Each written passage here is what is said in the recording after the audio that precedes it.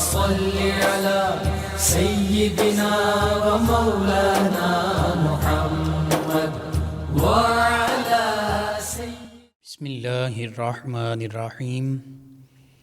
السلام علیکم ناظرین و سامعین کرام۔ پروگرام یاد الہی میں روزانہ عظیم ہستیوں کے تذکارے پاک کیے جاتے ہیں اور اس کے ساتھ ساتھ کچھ ایسے موضوعات پر گفتگو ہوتی ہے جن سے آپ کو رہنمائی حاصل ہوتی ہے۔ آج قرآن و سنت کی روشنی میں والدین کی مرضی کے خلاف اور دیر سے نکاح کے جو احکام اور نتائج ہیں ان پر گفتگو ہوگی۔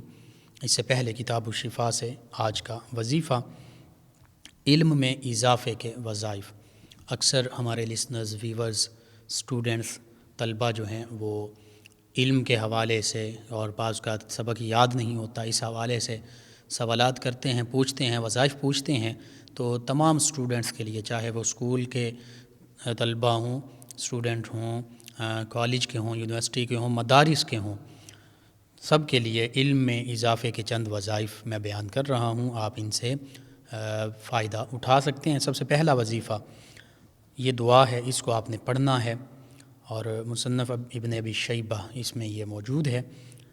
دعا یوں ہے: اللہم انفعنی، اللہم انفعنی بما علمتنی، اللہم انفعنی بما علمتنی وعلمنی ما ینفعنی وزدنی علما، وعلمنی ما ینفعنی وزدنی علما، والحمد للہ علی کل حال، والحمد للہ علی کل حال، واعوذ باللہ من عذاب النار، واعوذ باللہ من عذاب النار۔ ترجمہ یوں ہے: اے اللہ مجھے اس علم سے جو تو نے مجھے سکھایا نفع حاصل کرنے کی توفیق دے، اور مجھے وہ علم سیکھنے کی توفیق دے جو مجھے نفع دے، جو مجھے فائدہ دے۔ اور اللہ کی تعریف، اللہ کی حمد ہر حال میں، اور میں پناہ مانگتا ہوں اللہ تعالیٰ کی آگ کے عذاب سے، جہنم کے عذاب سے۔ تو یہ پہلا وظیفہ ہے، اس کو آپ روزانہ پڑھیے، دعا کے طور پر بھی پڑھ سکتے ہیں، دعا کے علاوہ ورد وظیفے کے طور پر بھی پڑھ سکتے ہیں۔ دوسری دعا: اللہم انی اسألک علما نافعا ورزقا طیبا وعملا متقبلا، اللہم انی اسألک علما نافعا ورزقا طیبا وعملا متقبلا۔ یہ دعا جو ہے یہ لازمی پڑھیں۔ اے اللہ میں تجھ سے فائدہ دینے والے علم، پاک رزق اور مقبول عمل کا سوال کرتا ہوں۔ تو اس میں علم، رزق اور عمل تینوں کا سوال کیا جا رہا ہے۔ تو یہ دعا کے طور پر اور وظیفے کے طور پر بارہا اس کو پڑھیں۔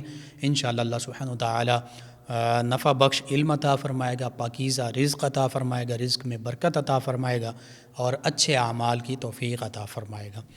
اور صحیح مسلم میں ایک دعا، اس کو بھی دعا کے طور پر اور وظیفے کے طور پر آپ کثرت کے ساتھ پڑھیں: اللہم انی اعوذ بک من علم لا ینفع، اللہم انی اعوذ بک من علم لا ینفع ومن قلب لا یخشع، ومن قلب لا یخشع، ومن نفس لا تشبع، ومن نفس لا تشبع، ومن دعوت لا یستجاب لها، ومن دعوت لا یستجاب لها۔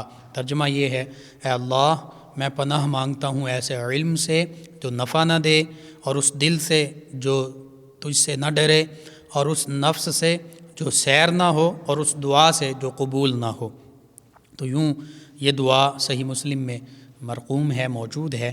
اس میں دعا مانگی جا رہی ہے کہ وہ علم بھی نہ دے جس کا کوئی فائدہ نہ ہو، وہ دل نہ دے جو تجھ سے ڈرے نہیں، وہ نفس نہ دے جو سیر نہ ہو، یعنی ایسی خواہشات نہ دے کہ جن کی تکمیل ہی نہ ہو، اور ایسی دعا کرنے کی توفیق نہ دے جو قبول ہی نہ ہو۔ یعنی مطلب یہ کہ علم نفع والا دے، دل خشیت والا عطا فرما، نفس وہ عطا فرما، نفس وہ عطا فرما جو تیری احکام کی پیروی کرنے والا ہو، اور دعا وہ مانگنے کی توفیق عطا فرما جو قبول ہو۔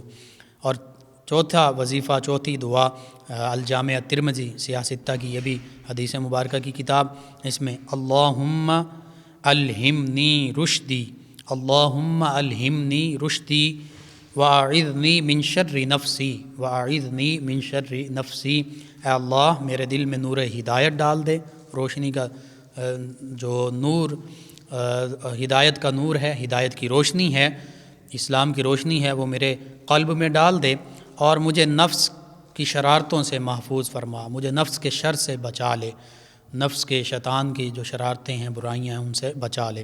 تو یہ چند ایک دعائیں ہیں، وظائف ہیں، ان کو دعا کے طور پر دعا میں بھی مانگیں، ہر نماز کے بعد دعا کے طور پر دعا میں مانگیں، اور اس کے علاوہ وظیفے کے طور پر کثرت سے پڑھیں۔ انشاءاللہ اللہ سبحانہ و تعالی علم میں، عمل میں، رزق میں، زندگی میں، ہر چیز میں برکتیں عطا فرمائے گا۔ تو یہ آپ خود اس کو اپنے معمول میں شامل کیجئے، معمولات میں شامل کیجئے، اپنے رشتہ داروں کو، اعزاء اقرباء، دوست احباب کو بتائیے، پڑوسیوں محلے داروں کو بتائیے، امت مسلمہ تک پہنچائیے۔ اگر میرے آپ کے ہمارے بتانے سے امت مسلمہ میں سے کسی بھی ہمارے مسلمان بہن بھائی اور بچوں کا، خصوصاً اسٹوڈنٹس کا اگر فائدہ ہوتا ہے تو یہ ہمارے لیے بھی دین و دنیا آخرت کی بھلائی، فائدے اور نجات کا باعث ہوگا۔ اللهم صل على سيدنا ومولانا محمد وعلى جی ناظرین و سامعین، آج کا موضوع بہت اہمیت کا حامل، بہت سینسیٹیو موضوع ہے۔ والدین کی مرضی کے خلاف بچوں کا نکاح کرنا، اور اسی طرح دیر سے بچوں کا نکاح کرنا، قرآن و سنت اور دین اسلام اس معاملے میں ہماری کیا رہنمائی فرماتا ہے۔ اللہ سبحانہ و تعالی نے اس تمام کائنات کو تخلیق فرمایا، بنی نوع انسان کو تخلیق فرمایا۔ اللہ سبحانہ و تعالی جو انسان کا پیدا فرمانے والا ہے، وہ انسان کی جو اس کی زندگی کی ضروریات ہیں، ان کو انسان سے بھی زیادہ بہتر سمجھتا ہے۔ تو اس لیے اللہ سبحانہ و تعالی نے جو احکام قرآن کے ذریعے، اپنے پیارے حبیب صلی اللہ علیہ وآلہ وسلم کے فرمان کے ذریعے ہم تک پہنچائے، وہ تمام انسانیت کے لیے بالعموم اور مسلمانوں کے لیے بالخصوص مشعل راہ ہیں۔ وہی ہماری زندگی گزارنے کے لیے ہماری صحیح اور درست سمت میں رہنمائی کرتے ہیں۔ اگر آج ہم قرآن و سنت سے منہ موڑ دیں، صرف اپنی خواہشات کے مطابق ہر عمل کرنے لگ پڑیں، تو پھر اس کے جو نقصانات ہیں اس کے ہم خود ہی ذمہ دار ہوں گے، پھر ہم کسی دوسرے کو اس کا ذمہ دار نہیں ٹھہرا سکتے۔ اس حوالے سے بندہ مومن کی زندگی کا تو ہر عمل، ہر لمحہ اللہ اور اس کے پیارے حبیب صلی اللہ علیہ وآلہ وسلم ہی کے احکام کے مطابق گزرتا ہے۔ تو اللہ سبحانہ و تعالی نے قرآن مجید فرقان حمید میں فرما دیا کہ انسانوں کے لیے فرمایا، تمام انسانوں کو ایک مرد اور عورت سے پیدا فرمایا، پھر فرمایا کہ مرد سے انسانیت کا آغاز ہوا سیدنا آدم علیہ السلام سے، انہی کی پسلی سے سیدہ اماں حوا سلام اللہ علیہا کو پیدا کیا گیا۔ پھر اللہ فرماتا ہے سورۃ النساء کی پہلی ہی آیت مبارکہ میں کہ پھر مردوں عورتوں کے جوڑے اور پھر اس نسل کو آگے بڑھایا گیا، اور پھر جو زوجین کی محبت ہے، میاں بیوی کی محبت، یہ بھی اللہ نے قرآن مجید فرقان حمید میں اس کو اپنی نشانیوں میں سے فرمایا ہے۔ سورۃ الروم میں 21ویں پارے میں اس کا مکمل ذکر موجود ہے کہ یہ اس کی نشانیوں میں سے ہے کہ اس نے جوڑے بنائے، اور جوڑے میاں بیوی کی شکل میں، اور ایک دوسرے کے لیے تسکین کا، محبت کا ذریعہ بنایا۔ تو یہ فطری اللہ کی طرف سے پیدا کردہ جذبات ہیں، لیکن اب ان جذبات کو پورا کرنا، تکمیل تک پہنچانا، اس کے دو ذریعے ہیں، ایک جائز ذریعہ ہے، ایک ناجائز ذریعہ ہے۔ ناجائز ذریعہ بالکل دین اسلام کی روشنی میں وہ حرام ہے، وہ منع ہے، کوئی بھی قرآن و سنت اس سے روکتا ہے، کوئی بھی ذی شعور شخص اس کی کبھی اجازت نہیں دیتا۔ جائز ذریعہ کیا ہے؟ وہ نکاح ہے۔ اب نکاح کے معاملے میں دین اسلام کی تعلیمات کیا ہیں؟ قرآن مجید فرقان حمید میں سورہ نور میں فرمایا وَأَنكِحُوا الْأَيَامَ مِنكُمْ وَالصَّالِحِينَ مِنْ عِبَادِكُمْ وَإِمَائِكُمْ إِنْ يَكُونُوا فُقَرَاءَ يُغْنِيهِمُ اللَّهُ مِنْ فَضْلِهِ وَاللَّهُ وَاسِعٌ عَلِيمٌ۔ غالباً آگے فرمایا کہ تم اپنے غلام، اپنے بیٹے، اپنے بیٹیاں، یعنی جو تمہارے ماتحت ہیں، وہ صالح بھی ہوں اور وہ جوان بھی ہوں، تو فرمایا ان کا نکاح کر دیا کرو، جو بے نکاح ہیں ان کا نکاح کر دو۔ اور پھر فرمایا کہ ان یکونوا فقراء، اگر تمہیں ان کی تنگ دستی کا خوف ہے کہ وہ تو ان کے پاس کچھ نہیں ہے، مال و دولت نہیں ہے، زندگی کیسے گزاریں گے۔ اللہ فرماتا یغنیہم اللہ من فضلی، اللہ سبحانہ و تعالیٰ اپنے فضل سے انہیں غنی فرما دے گا، انہیں ہر چیز عطا فرما دے گا۔ اور کیونکہ آگے فرمایا کہ اللہ وسعت والا، علم رکھنے والا ہے، اللہ سبحانہ و تعالیٰ ہی وسعت عطا فرماتا ہے، تو اللہ فرما رہا کہ اللہ کے حکم کے مطابق اگر تم بے نکاح مرد و زن، لڑکے لڑکی، بیٹے بیٹی کا نکاح کر دو، حتیٰ کہ یہاں پر تو غلام اور لونڈیوں کا بھی ذکر ہے، بہرحال تو اللہ فرما رہا ہے کہ اگر تمہیں یہ خدشہ ہے کہ تم فقیر ہو، تم تنگ دست ہو، تو اللہ فرما رہا اللہ تمہیں اپنے فضل سے غنی فرما دے گا، کیونکہ وہ وسعت والا ہے، وہ علم رکھنے والا ہے۔ بہرحال یہ تو حکم مل گیا نکاح کا۔ عام حالات میں نکاح سنت ہے، اگر گناہ کا خدشہ ہو اور یہ پتہ ہو کہ میں گناہ سے نہیں بچ پاؤں گا، چاہے نوجوان لڑکا ہے یا لڑکی ہے، تو پھر اس وقت نکاح واجب اور فرض ہو جاتا ہے، ضروری ہو جاتا ہے۔ بہرحال نکاح کے معاملے میں نبی رحمت صلی اللہ علیہ وآلہ وسلم کے بھی فرامین مبارکہ ہمارے سامنے ہیں۔ فرمایا کہ تم نکاح کے ذریعے رزق تلاش کرو، کہ نکاح جب کیا جاتا ہے تو اللہ سبحانہ وتعالیٰ کے اسی فرمان کے مطابق، اور پھر یہ حدیث اسی کی وضاحت کر رہی ہے، اسی فرمان کی تفسیر بیان کر رہی ہے کہ جب نکاح کرو گے تو اللہ تعالیٰ تمہارا رزق کشادہ فرما دے گا، رزق میں اضافہ فرما دے گا، رزق کی تنگ دستی کا ڈر تمہیں نہیں رہنا چاہیے۔ اس ڈر سے نکاح نہ کرو کہ رزق یا آنے والی جو خاتون ہیں، بیوی جو ہے، اس کا معاملہ کہاں سے ہوگا۔ اسی طرح سیدنا ابو بکر صدیق رضی اللہ عنہ فرماتے ہیں کہ نبی رحمت صلی اللہ علیہ وآلہ وسلم نے ارشاد فرمایا کہ اللہ نے جو تمہیں نکاح کا حکم دیا، تم اللہ کے اس حکم کی اطاعت کرو، یعنی نکاح کرو، اور اس نے جو غنی کرنے کا وعدہ فرمایا وہ وعدہ پورا فرما دے گا۔ یغنیہم اللہ من فضلی کا وعدہ اللہ نے فرمایا، پیارے آقا نے فرمایا کہ پھر جب تم اس کا حکم مانو گے، وَأَنكِحُوا الْأَيَامَ مِنكُمْ وَالصَّالِحِينَ مِنْ عِبَادِكُمْ، اس پر عمل کرو گے، نکاح کرو گے، اور پھر اللہ اپنا وعدہ پورا فرما دے گا، تمہیں غنی فرما دے گا۔ اور اسی طرح ایک جگہ پہ یہ بھی ہے کہ نبی رحمت صلی اللہ علیہ وآلہ وسلم نے فرمایا کہ جب تمہاری اولاد بالغ ہو جائے تو اس کا نکاح کر دو، اگر تم اس کا نکاح نہیں کرو گے اور وہ کوئی گناہ میں مبتلا ہوں گے تو پھر اس کا جو وبال ہے ان پر تو ہوگا، کیونکہ اب وہ بالغ ہو چکے، وہ اپنے اعمال کے بھی جواب دہ ہیں، لیکن فرمایا ان کے گناہ کا وبال والدین پر بھی ہوگا، باپ پر بھی ہوگا۔ تو یوں اس حوالے سے جب ہم دیکھیں تو آج ہم دیکھتے ہیں دیر سے نکاح کیا جاتا ہے بچیوں کا خاص طور پہ، تو اس حوالے سے والدین بھی جواب دہ ہیں، تو نکاح دیر سے نہیں ہونا چاہیے۔ پھر پسند اور ناپسند کی بات آتی ہے، ہم دونوں انتہاؤں پر چلے جاتے ہیں۔ اسلام جو ہے وہ اعتدال اور صراط مستقیم کا دین ہے، سیدھا درمیانی راستہ اسلام ہی کا ہے۔ اسلام نہ ایک انتہا پر جانے کا حکم دیتا ہے، نہ دوسری انتہا پر جانے کا حکم دیتا ہے۔ اسلام ہمیشہ میانہ روی کو اختیار کرنے کا حکم دیتا ہے۔ ما عال من اقتصد، تمام معاملات میں یہ حدیث مبارکہ ہماری رہنمائی کرتی ہے کہ جو میانہ روی اختیار کرتا ہے وہ کبھی پریشان نہیں ہوتا، چاہے وہ خرچ کرنے میں میانہ روی ہو، چاہے وہ اپنے تمام اعمال سر انجام دینے میں میانہ روی ہو۔ جو میانہ روی کا معاملہ اختیار کرتا ہے وہ کبھی بھی پھر پریشان نہیں ہوتا۔ اب میانہ روی نکاح کے معاملے میں کیا ہے؟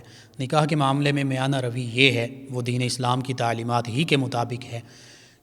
اسلام یہ بھی حکم دیتا ہے کہ مرد ہے یا خاتون وہ اپنی پسند اور ناپسند کو مد نظر رکھیں، یعنی بیٹا اور بیٹی جو ہے ان کی پسند اور ناپسند کو بھی دیکھا جائے، ان کی رضامندی بھی لی جائے، ان سے اجازت بھی لی جائے۔ دوسری جانب اسلام یہ بھی کہتا ہے، پیارے آقا صلی اللہ علیہ وآلہ وسلم نے فرمایا کہ ولی کی جو رضامندی ہے وہ بھی ضروری ہے، یعنی والدین کی رضامندی، والدین کی اجازت یہ بھی ضروری ہے۔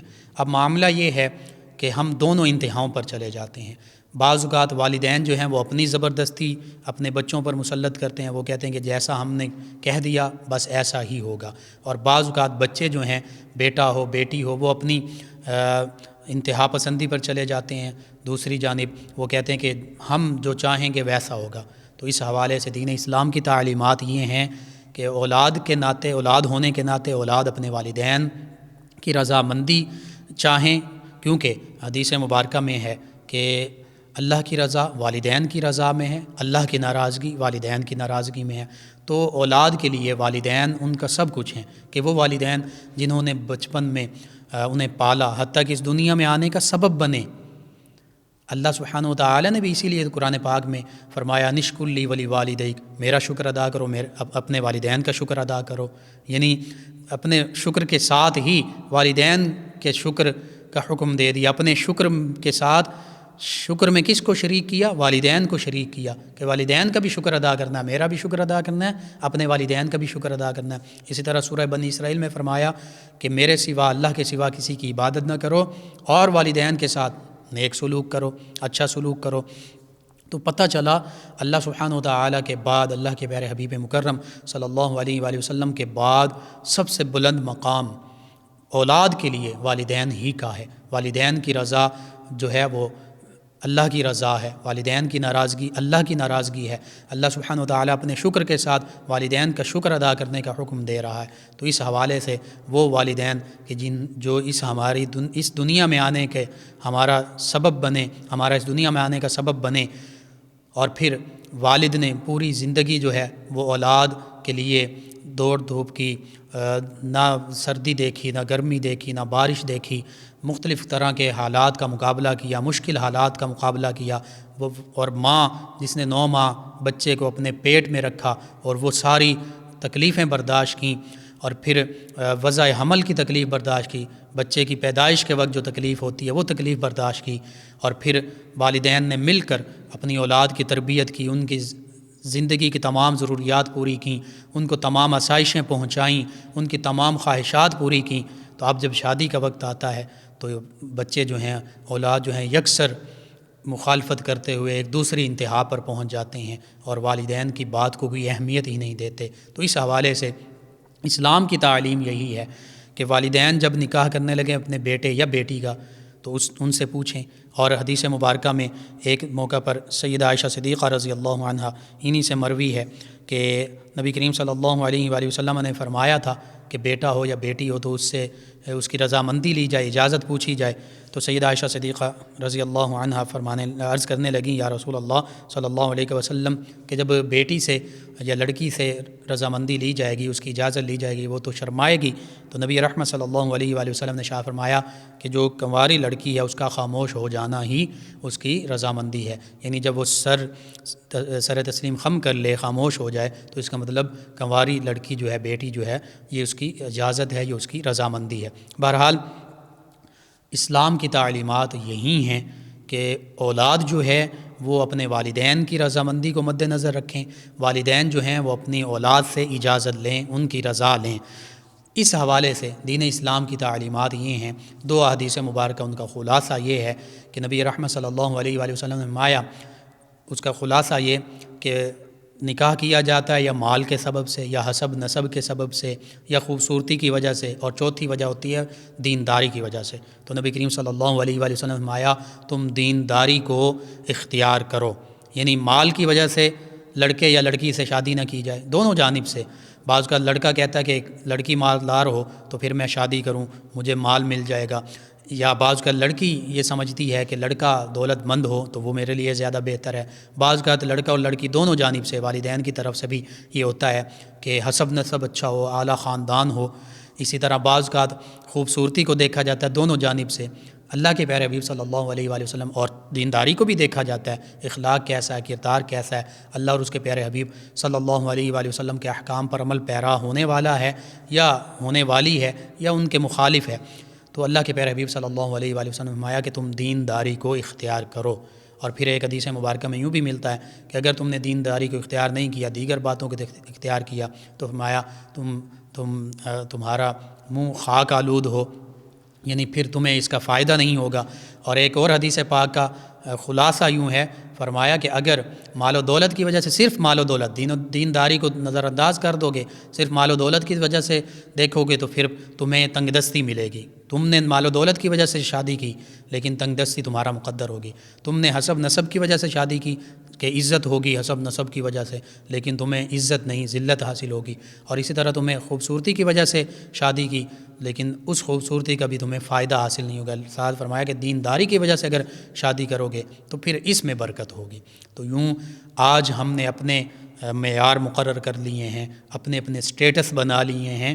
حقیقت یہ ہے کہ اگر ہم دین اسلام اور دینداری کے مطابق والدین بھی اور اولاد بھی مد نظر رکھ کے ان چیزوں کو شادی کریں گے، اور پھر والدین اپنی اولاد سے اجازت لینا وہ ضروری ہے، اور اولاد اپنے والدین کی رضامندی کو مد نظر رکھیں گے، جب یہ درمیانی معاملہ ہوگا تو انشاءاللہ والدین اور اولاد سب کے لیے وہ شادی برکتوں کا باعث ہوگی۔ لیکن اگر اس کے برعکس ہو، خصوصاً اولاد کے لیے، کہ اگر اولاد اپنی مرضی سے شادی کرے گی تو پھر کل آنے والے جو حالات ہوں گے، جب اولاد اپنی مرضی سے شادی کرتی ہے، والدین کے تجربات، والدین کی جو آراء تھیں، ان کی جو رضامندی تھی، جو ان کی اپنی ایک سوچ تھی، وہ، اور خصوصاً اگر اس میں دین کے معاملات کو بھی انہوں نے مد نظر رکھا تھا، اس کی جب مخالفت اولاد کرے گی تو پھر اس دنیا میں بھی اس کا وہ خمیازہ بھگتے گی، اور پھر آخرت میں والدین کی ناراضگی کی صورت میں بھی اس کا خمیازہ بھگت سکتی ہے۔ اس حوالے سے دونوں طرف سے جانبین، چاہے والدین ہیں چاہے اولاد ہیں، دونوں کی طرف، دونوں کے لیے اللہ اور اللہ کے پیارے حبیب صلی اللہ علیہ وآلہ وسلم کے احکام جو ہیں وہ واضح ہیں۔ حتیٰ کہ بعض اوقات صحابہ کرام علیہم رضوان، خصوصاً خلفائے راشدین علیہم رضوان کی حیات مبارکہ سے ہمیں یہ واقعات ملتے ہیں کہ بعض اوقات جو اولاد نے اپنے والدین کی مرضی کے خلاف شادی کی تو صحابہ کرام علیہم رضوان، خلفائے راشدین علیہم رضوان نے ان اولادوں سے فرمایا، یعنی فتویٰ کے طور پر فرمایا کہ تم اپنی اولاد کو طلاق دے دو، تم اپنی بیوی کو طلاق دے دو، کیونکہ تم نے اپنے والدین کی رضامندی کے خلاف شادی کی ہے۔ تو بہرحال اس حوالے سے یہ بہت ہی حساس معاملہ ہے، پوری زندگی کا معاملہ ہوتا ہے۔ تو عام طور پہ ہم نے یہ دیکھا ہے کہ والدین کے جو خلاف جاتے ہیں، اپنی مرضی سے نکاح کرتے ہیں، پھر ان کو زندگی میں بہت سی مشکلات کا سامنا کرنا پڑتا ہے، اور پھر وہ اکیلے اور تنہا ہو جاتے ہیں، والدین کی بھی انہیں تائید اور مدد حاصل نہیں ہوتی، کیونکہ ان کی مرضی کے بغیر انہوں نے نکاح کیا تھا۔ اسی طرح دوسری جانب دیر سے نکاح کرنا، یہ بھی ہمارے معاشرے کا بہت بڑا المیہ بن چکا ہے۔ ہم دیکھتے ہیں، ہم یہ سمجھتے ہیں کہ جی بیٹا ہے تو وہ اپنا بینک بیلنس بنائے، وہ اپنی کوئی اچھی جاب، اپنا کاروبار، بزنس بنا لے، گھر بنائے، گاڑیاں بنا لے، سبھی کچھ ایک سٹیٹس دنیاوی بنا لے۔ بیٹی کے بارے میں دیکھا جاتا ہے، چونکہ لڑکے کی طرف سے جہیز کی ڈیمانڈز ہوتی ہیں، تو بیٹی جہیز پورا نہ ہونے کی وجہ سے اس کی جو شادی کی عمر ہے وہ نکل جاتی ہے۔ یہاں پر بھی ہم نے اللہ اور اس کے پیارے حبیب صلی اللہ علیہ وآلہ وسلم کے احکام کو مد نظر رکھنا ہے۔ اللہ کے پیارے حبیب صلی اللہ علیہ وآلہ وسلم نے جب فرما دیا کہ تمہاری اولاد بالغ ہو جائے، خصوصاً بیٹی کے بارے میں فرمایا اور بیٹے کے لیے بھی یہی حکم ہے، تو ان کا فوراً نکاح کر دو۔ اگر وہ کسی بھی گناہ میں مبتلا ہوں گے تو والدین بھی، باپ بھی اس گناہ میں حصہ دار ہوگا، وہ بھی اس گناہ کا وبال اس پر بھی ہوگا۔ اس حوالے سے صرف مختصراً میں عرض کروں، اس دور میں بھی ہم نے دیکھا، میں نے خود دیکھا کہ ایسے لوگ ہیں، اللہ کے نیک بندے، علماء کرام بھی ہیں، اللہ کے ولی بھی ہیں، وہ اپنی اولاد کی بالغ ہونے پر ہی شادی کر دیتے ہیں اور بالکل سادگی کے ساتھ مسجد میں نکاح کر دیتے ہیں۔ ایسے لوگ بھی آج موجود ہیں، کیونکہ انہیں دین کی تعلیمات کا پتہ ہے۔ آج ہم دین کی تعلیمات، اصل تعلیمات سے دور ہو چکے ہیں، والدین بھی اور اولاد بھی۔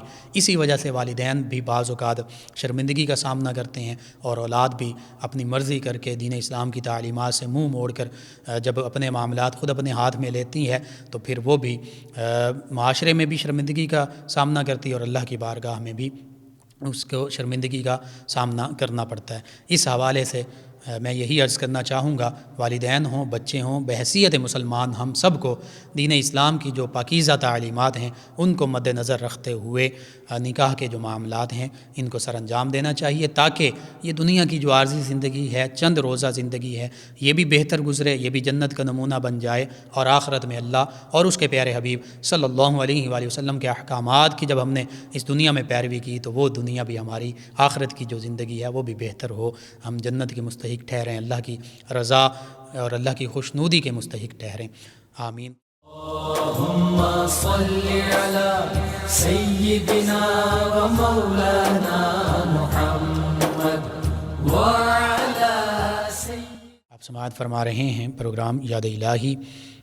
ناظرین و سامعین زوران ہمیں جوائن کیا ہے، ہمارے لسنرز ہیں محمد دین سیالوی صاحب، چک 222 جیم بے سے بھوانا سے کہتے ہیں السلام علیکم۔ جی وعلیکم السلام۔ کہتے ہیں آپ کا پروگرام میں بہت پسند کرتا ہوں، کوئی ایسا وظیفہ بتا دیں کہ سرکاری نوکری لگ جائے، 8 سال سے کوشش کر رہا ہوں۔ جی جاب کے لیے یہ وظیفے کل میں نے عرض کیے تھے، ان میں سے ایک یہ ہے کہ آپ 3 دن روزے رکھیں اور ہر فجر کی نماز کے بعد 10 ہزار مرتبہ یا اللہ یا رزاقو اس کا ورد کریں، اللہ سے دعا کریں، انشاءاللہ اللہ تعالیٰ بہتری فرمائے گا۔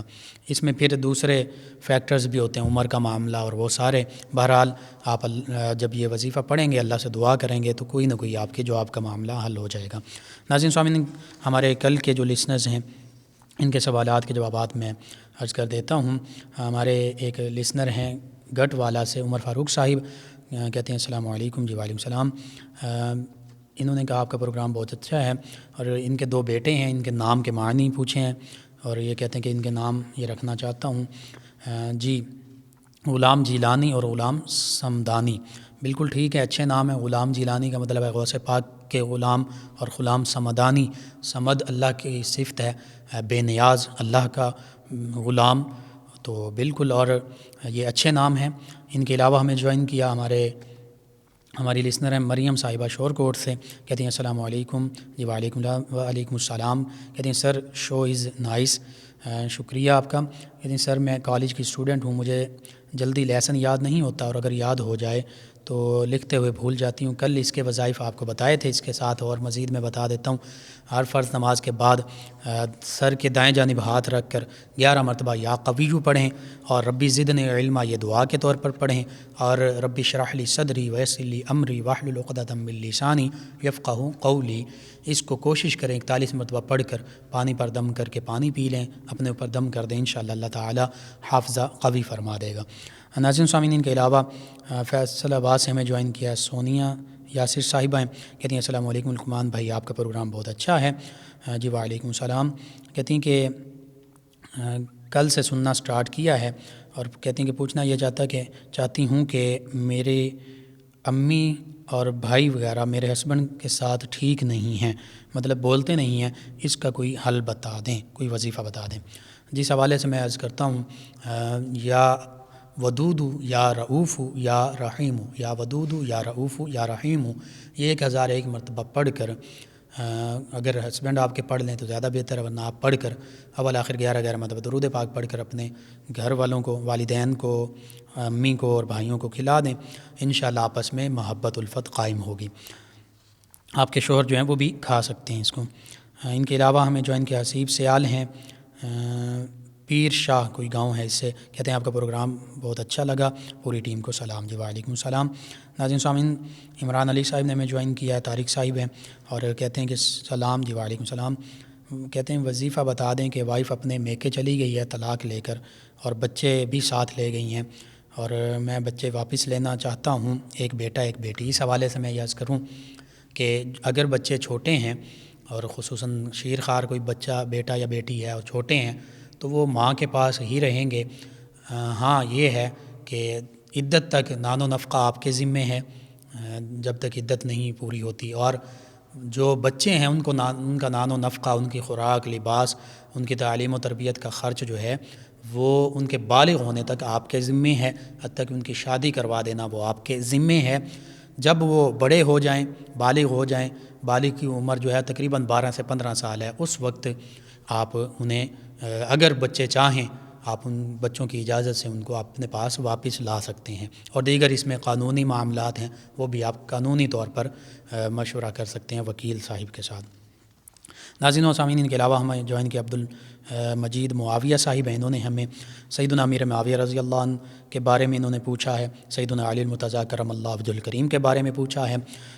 جی تاریخ اسلام میں یہ فقہی طور پر مجتہد تھے، تو معاملات ایسے تھے، مشاجرات صحابہ انہیں کہتے ہیں، اس میں آج نہیں، آج سے پہلے امام ابو اعظم حنیفہ رضی اللہ عنہ، دیگر علماء، فقہاء، مفسرین، محدثین، انہوں نے ہمیں یہی بتایا ہے کہ یہ مشاجرات صحابہ کرام علیہم رضوان ہیں، ان میں ہمیں سکوت اختیار کرنا چاہیے، ہمیں بولنے کا حق نہیں ہے، ہمارا وہ مقام نہیں ہے کہ ہم ان عظیم ہستیوں کے بارے میں بولیں۔ اللہ نے فرمایا وَكُلًّا وَعَدَ اللَّهُ الْحُسْنَىٰ، اللہ نے تمام صحابہ کرام کو جنتی فرمایا ہے، اور یہ جنتی ہیں تو اس حوالے سے ہم ان صحابہ کرام تمام کو اچھے محبت کے انداز کے ساتھ یاد کریں گے۔